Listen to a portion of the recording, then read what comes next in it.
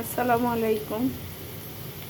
সবাই কেমন আছেন? আশা করি সবাই ভালো আছেন। আমি মুরগি রান্না করতে এসে বসছি।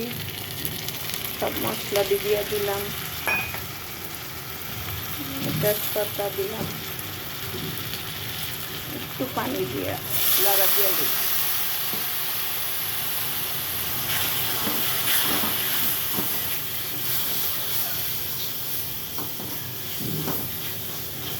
মশলাটা কষানো হোক, তারপরে মুরগিটা দিতেছি।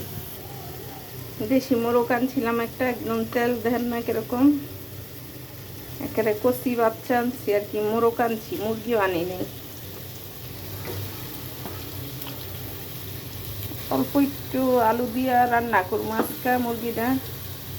রোজার মধ্যে অনেক কিছুই রান্না করি, কিছু ভাল লাগে না, খাইতে মজা লাগে না, স্বাদ লাগে না, কিচ্ছু না। একটু ভালো করে কষাই লই, তারপরে একটু আলু দিয়ে দিব। মুরগিটা কষানো হয়ে গেছে, এখন একটু আলু দিয়ে দিতেছি।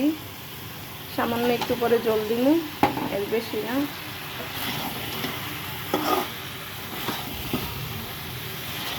তরকারিটা কষানো হয়ে গেছে, একটু জল দিয়ে দিই। আনালা ডাইকা দিমু, বলক আসলে একটু জিরা গুঁড়া দিমু।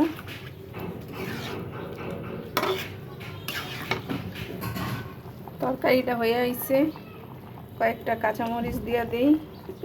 কাঁচামরিচ দিলে তরকারির স্বাদটা একটু বেশি বাড়ে। আর এই যে কয়েকটা টমেটোর ফালি দিয়ে দিলাম, টমেটো দিলে তো আরও বেশি মজা।